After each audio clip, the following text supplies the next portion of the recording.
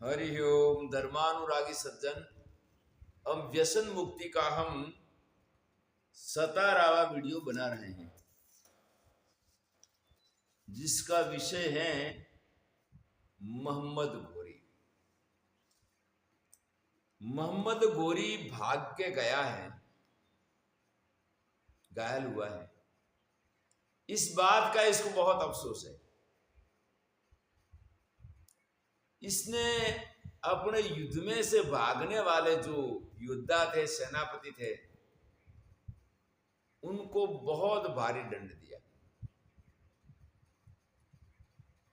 बहुत भारी दंड दिया। और फिर सोचने लगा कि नहीं, किसी प्रकार में विजय प्राप्त करना है। विजय प्राप्ति के लिए वो रात दिन बेचैन था। और ठीक होने के बाद में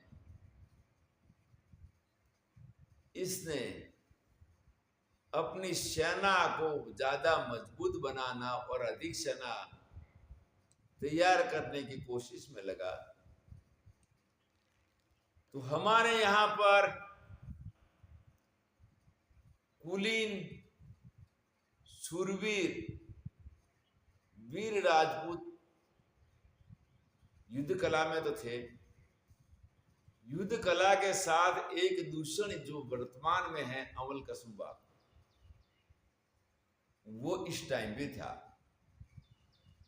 और ये करके उन्होंने सोचा कि बस अब काम बन गया, अब वो दोबारा आएगा नहीं। लेकिन ये संभव नहीं है। राजनीति शास्त्र कहता है कि दुश्मन अपना अंतिम श्वास तक भी दुश्मनी नहीं भूलता।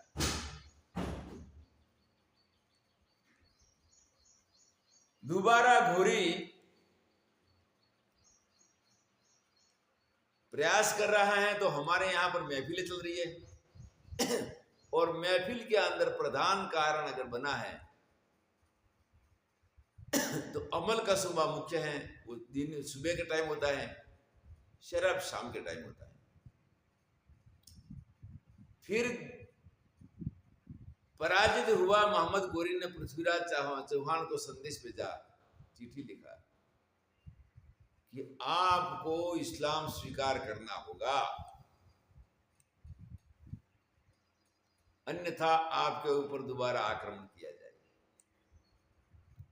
पृथ्वीराज चौहान ने कहा कि इस्लाम हमारे किसी प्रकार से मंजूर नहीं है। एक कर मोहम्मद गोरी कई बार ऐसा आता है, जाता है, पराजित होता है। तो हमारे संत महात्मा इस टाइम पर एक बार भी पृथ्वीराज को कहते कि एक बार तो छोड़ दिया, ठीक है, दोबारा नहीं छोड़ना चाहिए। तो कई बार छूटा है। और काशी के धुरंधर विद्वान, वो आध्यात्म शास्त्र जान के भी इसका प्रयोग उन्होंने नहीं किया। अगर करते तो आज भारत का इतिहास अलग होता। व्यसन के अंदर रहे हैं और साथ भगवान के अंदर उनकी श्रद्धा भी है। मोहम्मद गोरी 1 लाख आखिरी युद्ध के अंदर 1,20,000 सैन्य लेके फिर वहां पर युद्ध करने के लिए आ रहा है। तो दूसरी ओर पृथ्वीराज चौहान की सेना में बहुत सारे राजा आए, बहुत सारे राजा आए। और उन्होंने एक जयचंद राठौड़ को छोड़ के अधिक से अधिक राजा आए, सैन्य के साथ युद्ध का मंसूबा बनाया। तो मोहम्मद गोरी ने विचार किया कि अब हम नीति पूर्वक युद्ध करने से तो हमारा पराजय निश्चित है, अब धोखाबाजी करना ठीक है। फिर धोखाबाजी ऐसी किया कि सुबह सारे अपने 4 बजे ब्रह्म मुहूर्त में उठ के स्नान इत्यादि करके भगवान की प्रार्थना में लगने की तैयारी कर रहे थे, और मोहम्मद गोरी ने अचानक हमला किया। ये मौका ठीक है। ऐसे में अब उनको तैयार होने में थोड़ी देर लगी, कुछ घायल भी हुआ और युद्ध अच्छी तरह से जम गया। बहुत भयंकर युद्ध हुआ। युद्ध होने में पृथ्वीराज चौहान युद्ध में गए हैं, और चारों ओर से इस बार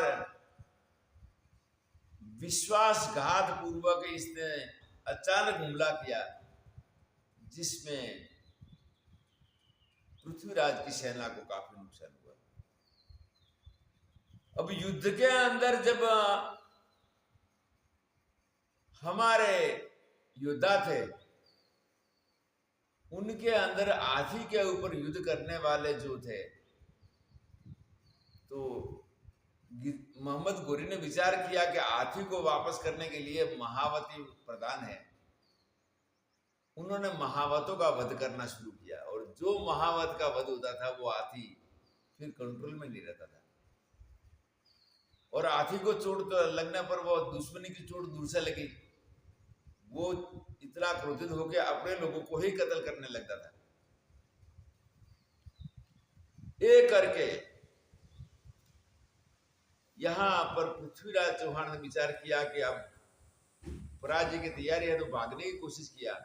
हाथी से घोड़े ऊपर बैठे और भागने की कोशिश करने पर फिर बंदी बना लिया, बंदी बना के अंधा बना लिया, अंधा बना के फिर आखिर में पृथ्वीराज चौहान का वध होता है। इस पे दंत कथा कुछ अलग है कि पृथ्वीराज चौहान का वध के अंदर चंद बारोट और पृथ्वीराज चौहान दोनों थे, दोनों ने आमने सामने एक दूसरे का गला काट के वो लोग दोनों परलोक को प्राप्त हुए। इतना सारा होने के बाद भी हमारी सोच में, हमारी समझ में बुद्धि को बढ़ाने वाली वस्तु क्या रही? अमल। दूसरा बुद्धि को स्थिर करने वाला और मुक्ति देने वाला दूसरा चीज बताई तो गांजा और तीसरी बात शराब की क्वालिटी इस टाइम पर अच्छी नहीं मानी थी, शराब की क्वालिटी अच्छी नहीं मानी थी, पर गांजा और भांग था, उसको तो वहां पर बहुत ही अच्छा मानते थे, और बहुत ही अच्छा मानते इसका सेवन किया जाता था। तो एक करके हमारी संशोधन, आधुनिक टेक्नोलॉजी, इस पे हम पीछे रह गए। आधुनिक टेक्नोलॉजी के अंदर जिन लोगों ने अच्छा संशोधन किया है, वो संशोधन के अंदर कोई भी अमल कसूबा वाला नहीं। अगर कोई अमल कसूबा वाला होता तो बात पृथ्वीराज चौहान का पराजय के बाद जब कुतुबुद्दीन ऐबक उनका सेनापति था, अब दिल्ली पर उनका कब्जा हुआ। दिल्ली पर कब्जा हुआ तो राजमाताओं ने वहां जोहार किया है, जोहार किया। इसमें दो राजकुमारियां उनको जिंदा मिला है, एक कल्याणी और दूसरी का नाम बेला। बेला और कल्याणी उनको जिंदा मिला, युवती थी, और उनको भी वहां पर अफगानिस्तान के अंदर एक मोहम्मद गोरी, जिसको अपना गुरु जैसा मानता था, उनको सुब्रत करने के लिए आदेश दिया। वह कल्याणी और बेला ने युक्ति प्रयुक्ति किया, और युक्ति प्रयुक्ति से खुद एक दूसरे को छुरा मारकर परलोक चले गई। और जो काजी था जो शादी करने के लिए तैयार हुआ था, इसकी भी उन्होंने मुक्ति कर दी। अब हमारी संशोधन, हमारी सोच हर जगह में ये व्यसन हमारे आगे नहीं बढ़ने दिए, और इसी व्यसनों का शिकार से वहां पर कुतुबुद्दीन ऐबक को बिठा दिया दिल्ली पे। कुतुबुद्दीन ऐबक का हम परिचय देते हैं कि कौन था। ऐबक एक छोटी जाति थी वहां अफगानिस्तान की, और इसके अंदर ये लड़का बचपन में शायद माता पिता ने बेचा या माता पिता मर गए हो गए। छोटी उम्र के अंदर गुलामों की बाजार के अंदर बिक्री हुई इसकी। लड़का देखने में ठीक लगता था, तो काजी ने विचार किया कि इस लड़के को खरीद कर मैं थोड़ा काम कराऊंगा और पढ़ाऊंगा, बड़ा होकर इसकी फिर और बिक्री करेंगे तो और पैसा ज्यादा आएगा। तो वहां बिक्री करके काजी ने इसको खरीदा। काजी ने खरीदने के बाद इसको पढ़ाया, तो बड़ा होने के बाद फिर इसकी बिक्री दोबारा हुआ राज परिवार में। राजधानी में बिक्री हो तो पैसा बहुत आया। जैसे बछड़ी है, बछड़ी से गाय की कीमत ज्यादा आती है। वहां बिकने के बाद में इसको लश्कर में रख दिया।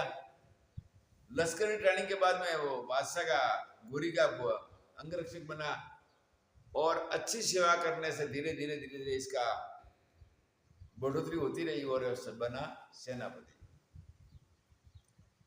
अब ऐसे गुलाम लोग जो हमारे पर राज करते हैं, गुलाम लोगों ने हमारे पर राज किया है,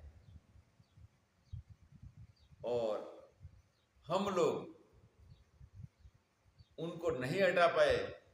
यहां कोई धर्मगुरु ने सांख्य दर्शन लेके उपदेश करते हैं कि हर व्यक्ति को प्रतिकार करने की शक्ति सब में है, तो इतना डरने की जरूरत नहीं है। इतना अगर करते तो आज हमारी ये दुर्दशा नहीं होती। अब हमारा पराजय का मूल कारण तो अमल कसुबा, दूसरा भी कारण है। जैसे पृथ्वीराज चौहान ने अगर संयुक्ता से शादी नहीं करते तो भी शायद हिंदुस्तान की बर्बादी नहीं होती। तो ये करके जो भी हम कार्य करें, तो कार्य करने के लिए, इसकी सफलता के लिए हमें व्यसन से मुक्त होना जरूरी है। अब हम व्यसन मुक्ति का और अगला वीडियो बनाएंगे। वो भी अब कुतुबुद्दीन ऐबक अभी क्या क्या करता है वो आगे बताएंगे।